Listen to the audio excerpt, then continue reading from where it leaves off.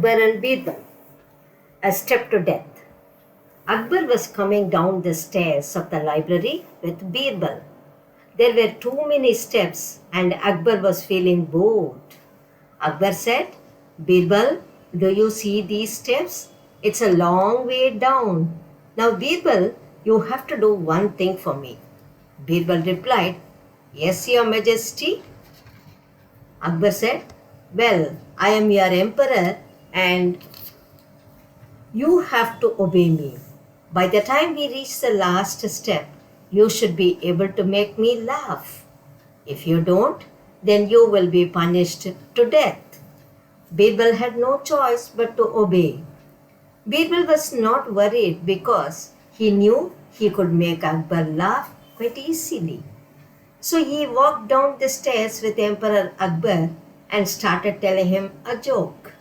But Akbar did not laugh. Birbal began to narrate another joke, then another, but Akbar would not laugh. Birbal was not worried because there were yet many steps to go and he was sure that he would make Akbar laugh.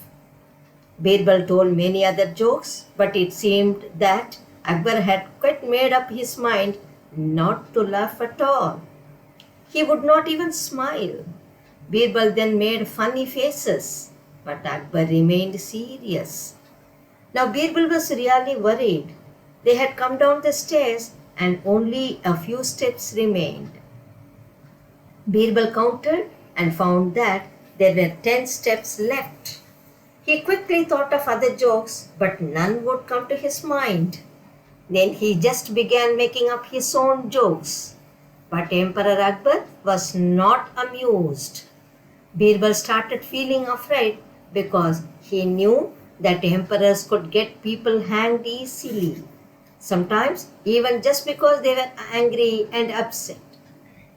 Birbal started trembling as only 5 steps were left. Now 4 steps were left. No joke seemed to come to his mind. Just 3 steps were left. Birbal tried to tell a joke but could not because he was really afraid now, so he kept silent. They stepped on the second last step.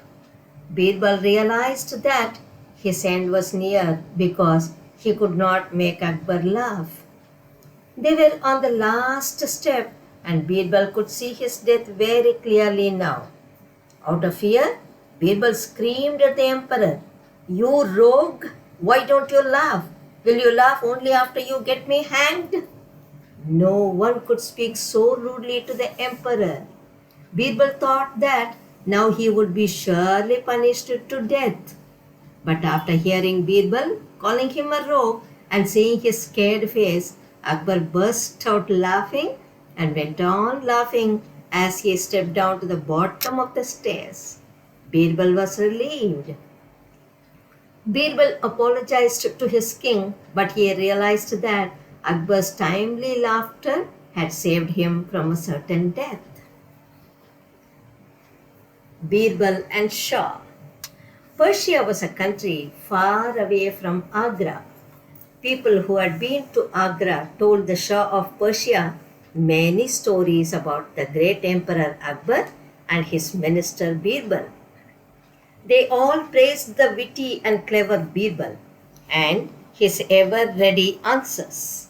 The Shah of Persia was eager to meet Birbal and test him to see if he was really clever. So the Shah sent a man to invite Birbal to Persia. As Persia was far from Agra, the messenger took many months to reach Akbar's court. On reaching, he conveyed the Shah's invitation to Birbal. Birbal took permission from Emperor Akbar and set off for Persia along with the messenger. They reached Persia after a long journey and Birbal was asked to take some rest. The next day, he was invited to meet the Shah. In the court, he saw a strange scene. There were 5 people dressed in similar clothes, all like kings. They all sat on the same kind of thrones and they all behaved in the same manner. The man with Birbal said, Go and meet the Shah of Persia. Birbal knew that he had to bow before the Shah and offer his respects, but he had never seen the Shah before. How could he recognize the Shah as all the five men were dressed alike? Birbal looked at the five men sitting on the thrones, from right to left and from left to right, again and again. Then he went in front of one of them and greeted, "O great Shah of Persia, Emperor Akbar sends his regards and gifts for you. Your Highness, have I guessed correctly that out of the five, you are the Shah of Persia?" "Yes, Birbal, you have guessed correctly. I did this test for you. You are really clever. I am the real Shah of Persia. Welcome to Persia, but tell me, how did you recognize me?" Birbal smiled and said, "Your Majesty, it was really quite simple. When I was looking at you, all these other four men looked at you to see your reaction, as the subjects always look up to their king for everything. They looked at you, wondering as to what you were thinking, but you were not looking at them. You were looking straight at me. So I knew that you were the real Shah of Persia." "Birbal, you are really very clever," said the Shah of Persia. "I'm so glad to meet you. Now I know why everyone always praises you. Well done, Birbal." The Shah of Persia then honored Birbal with the title Ocean of Intelligence for being so clever, and also presented him many gifts when Birbal returned to Akbar's court. Under 5. The clever and kind Birbal was liked by a lot, most of the people in Akbar's court. But he also had some enemies. Two jealous courtiers went to the royal barber and said, "We have a plan. If you help us, we'll give you a lot of money." The barber was a greedy man, so he agreed to do what the two men wanted. The next day, the barber went to Emperor Akbar as planned. He said to Akbar, "Your Majesty, I wonder how your ancestors are. Don't you ever worry about them? They must be angry with you for not thinking about them at all. My ancestors are dead and in heaven, and I am alive. How can I find out how they are?" said Akbar. The barber said, "Your Majesty, you can send someone from here to find out about their well-being." "But how can I send anyone to heaven?" asked Akbar. The barber said, "Your Majesty, get 1,000 bundles of hay piled up in an open field. Then a person can stand on the pile of hay and the hay be set on fire. The man will go straight to heaven with the smoke." "But whom can I send?" asked Akbar, beginning to sense something fishy. "Birbal, of course, Your Majesty. He is the cleverest of us all and will do the best job," said the barber. Akbar knew that Birbal had some enemies, but he trusted Birbal to find a solution to this problem too. So Akbar called Birbal to the court and said, "Birbal, you have to go to heaven to see if my ancestors need anything." Birbal said, "This is an excellent idea. You have thought well, Your Majesty." "No, Birbal, this is the idea of my clever barber," said Akbar. Birbal understood and decided to teach the barber a lesson.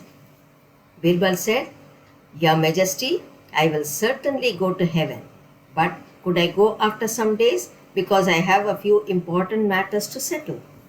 "Sure, Birbal, you finish your work and go after a week," said Akbar. Akbar ordered for 1,000 bundles of hay to be collected on a field, which would be burnt to send Birbal to heaven. Akbar chose a field which was near Birbal's house. Birbal asked some trusted men to dig a secret tunnel under the ground from the place where the hay was kept to his house within 7 days. On the fixed day, people gathered to see Birbal go to heaven. Birbal went and stood on the pile of hay. As the hay was put on fire, Birbal quickly slipped into the tunnel under the hay and ran home safely. For 6 months, He hid in his house and did not meet anyone. He let his hair and beard grow. His enemies rejoiced, for they were happy to get rid of the clever Birbal. After 6 months, Birbal left his house and went to the emperor's court. Akbar was very happy to have Birbal back safe and sound. He welcomed Birbal and said, "How nice that you could go to heaven. Did you meet my ancestors?"